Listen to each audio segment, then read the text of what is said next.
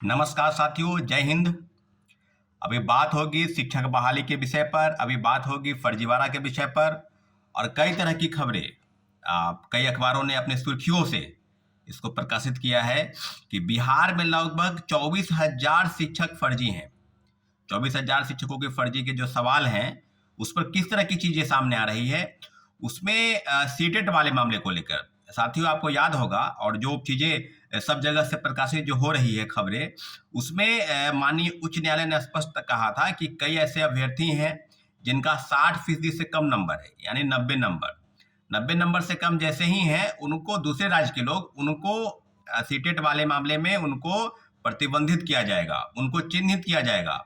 और जिलों से जो सूची भेजी जा रही है, जो पकड़ाया जा रहा है फर्जी शिक्षक अभ्यर्थी, जो शिक्षक हैं जो बन चुके हैं TRE1 TRE2 में, दोनों के मामले में कहा जाए तो उनकी संख्या 80% से 80% के आसपास है। और उसमें सिर्फ बिहार के भी हैं और दूसरे राज्य के भी हैं।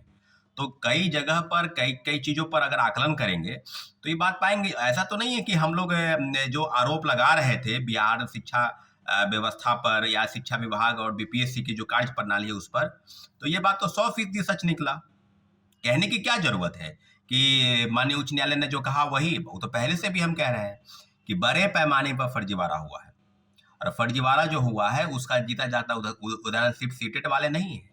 अभी आप समझ लीजिए कि नियोजित शिक्षक लगभग 4 लाख नियोजित शिक्षक थे जो सक्षमता परीक्षा पास करने के बाद राज्यकर्मी का उनको दर्जा मिलता। और उनकी जो स्थिति है उसमें अगर बात की जाए नियोजित शिक्षकों की, तो 40,000 ऐसे हैं। ये मैं नहीं कह रहा हूँ, योगेंद्र सिंह जो है निदेशक माध्यमिक शिक्षा विभाग बिहार सरकार के IAS अधिकारी रहे हैं, IAS अधिकारी हैं। उन्होंने स्पष्ट कहा है कि 40,000 नियोजित शिक्षक सक्षमता परीक्षा के दौरान या काउंसलिंग हुआ, उसके बाद उन्होंने अपने काउंसलिंग नहीं कराई। नियोजित शिक्षकों की सिर्फ बात अगर करेंगे तो उसमें नियोजित शिक्षकों के काउंसलिंग कराने में उनको उनको थंब इम्प्रेशन, उनका आधार कार्ड वेरिफिकेशन, उनको सर्टिफिकेट का विश्वविद्यालय सत्यापन, कई चीजें हैं जिस पर अगर अगर बात की जाए तो एक से एक चीज डिजिटल सर्विस बुक में जो है रिकॉर्ड, उसको भी चेक करने के लिए जो है संभावना जताई गई कि इनका सब कुछ चेक होगा। अभी जो बात हो रही थी कि क्या किस तरह की चीजें हैं, उसे वही दूसरी तरीके से अगर बात की जाए तो बिहार में फर्जीवाड़ा का रिकॉर्ड जो है ये TRE1 TRE2 में दो बना। और कई ऐसे लोग हैं जो फोन कॉल करते हैं, मैसेज करते हैं कि हम किसी ऐसे व्यक्ति, अमुक अमुक व्यक्ति को जानते हैं जो सीटेट फेल है। इसके बाद फर्जी डिग्री प्रमाण पत्र है, फर्जी डिग्री प्रमाण पत्र का डोमिसाइल फर्जी बनाकर बहाल है। दिव्यांग प्रमाण पत्र, TRE1 में वो दिव्यांग नहीं था, चलने फिरने उसको कोई दिखाई भी उसको देता था, उसको चलने में भी कोई प्रॉब्लम नहीं होता, लेकिन TRE2 में वो व्यक्ति दिव्यांग हो गया, आंख से भी दिखाई भी नहीं देने लगा, उसको चलने में भी प्रॉब्लम होने लगी। तो बड़े पैमाने पर दूसरे राज्य में जैसे झारखंड में 5-5 हजार रुपए में दिव्यांग सर्टिफिकेट बन रहे हैं। उसी तरीके से बात की जाए तो कई राज्यों में डोमिसाइल सर्टिफिकेट बनाकर बिहार में लोग शामिल हो गए हैं। उसमें उत्तर प्रदेश का सबसे ज्यादा लोग हैं जो बिहार में शिक्षक बने हैं, 14 राज्य के लोग। तो ये जो फर्जीवाड़ा हुआ है इसमें 40,000 शिक्षकों की नौकरी जो है उसमें से भी सक्षमता परीक्षा पास करके पहले, जिसमें से जो राज्यकर्मी का दर्जा जिनको मिलना है, काउंसलिंग के दौरान सर्टिफिकेट वेरिफिकेशन नहीं कराए, उसकी संख्या 40,000। और सीटेट और अन्य फर्जी वाले जिसमें डोमिसाइल सर्टिफिकेट, दिव्यांग प्रमाण पत्र और कई ऐसे प्रमाण पत्र है जो उनका फर्जी है, उसकी भी जांच अगर की गई तो सब में सत्यापन के दौरान ये पाया गया कि TRE1 और TRE2 दोनों में बड़े पैमाने पर फर्जीवाड़ा हुआ है। तो वही तो बात हम कह रहे हैं कि पूरक परिणाम के लिए कोर्ट के आदेश के बाद भी सरकार नहीं सुनी। उसके बाद डबल बेंच पे मामले को ले गया, अभी 1151 के मामले में कर रहे हैं। कई ऐसे मामले हैं, उर्दू के मामले में भी जो है अपडेट आया है। कंप्यूटर साइंस के 800 ऐसे शिक्षक बने हैं जिनके पास फर्जी प्रमाण पत्र है, BCA की डिग्री, MCA की डिग्री, कई कंप्यूटर साइंस की डिग्री, BTech इन कंप्यूटर साइंस उसकी डिग्री। यानी नियोजन इकाई की जो खामी है, जो नियोजन प्रणाली थी, उसमें हम स्पष्ट कहते थे कि पहले डॉक्यूमेंट का वेरिफिकेशन होना चाहिए था, तब उनका जो है रिजल्ट का प्रकाशन करते। दूसरे तरीके से बात की जाए तो किस प्रकार से रिजल्ट, किस प्रकार से चीजें की गई, TRE1 में तो बड़े पैमाने पर की गई, TRE2 में भी की गई। इसलिए हम लोग कहते थे कि आप सर्टिफिकेट का वेरिफिकेशन पहले करा लीजिए, लेकिन इन्होंने नहीं माना। और काउंसलिंग पहले खूब हर जगह से लोग काउंसलिंग करा लिए और एक जगह ज्वाइनिंग करने के बाद सीट को वैकेंट रख दिया गया। पूरक परिणाम के लिए लगातार संघर्ष चला।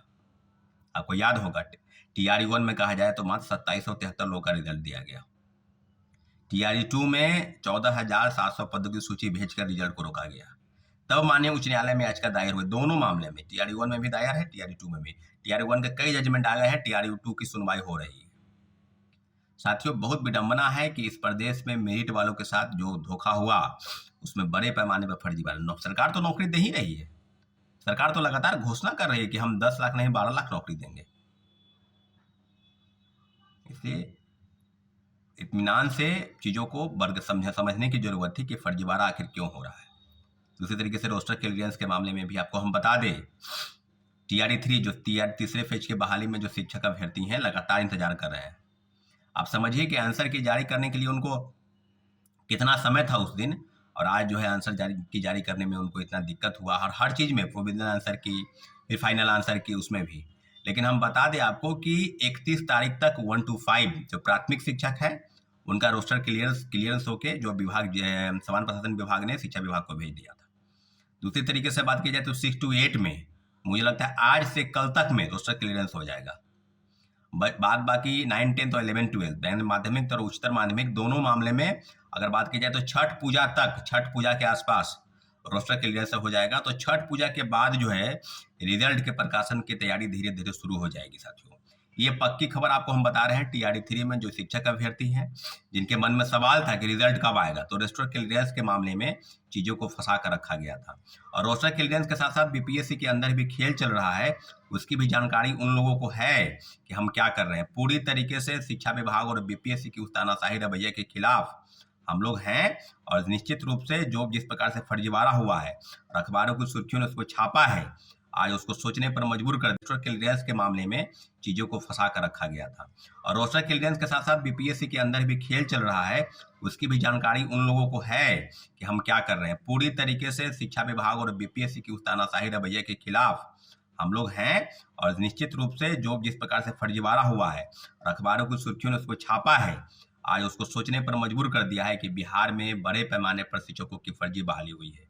और इस मामले में जिस प्रकार से सरकार एक दूसरे पर आरोप प्रत्यारोप लगा रही थी, बीपीएससी शिक्षा विभाग को और शिक्षा विभाग बीपीएससी को काउंसलिंग हम कराएंगे, उसी सवाल के जवाब में आज है कि डॉक्यूमेंट का वेरिफिकेशन पहले आप कराइए, सर्टिफिकेट पहले कराइए, और 1 कैंडिडेट 1 रिजल्ट, ताकि कोई भी सीट खाली न रख दी जाए 87,000 पदों पर। अब देखना यह है कि रोस्टर क्लियरेंस के बाद क्या सीट घटती है, क्योंकि प्रधानाध्यापक के मामले आप देखेंगे 40,000 में से 3,3500 सीट घट गई, लगभग 37,000 के आसपास वो सीट हो गई। उसी तरीके से क्या बीपीएससी टीआरई 3 में भी काउंसलिंग जो रोस्टर क्लियरेंस होगा उस मामले में सीट की कटौती की जाएगी। कहीं ना कहीं 1 to 5 में मुझे लग रहा है कि कुछ सीट की कटौती की जाएगी। साथियों, धन्यवाद, जय हिंद।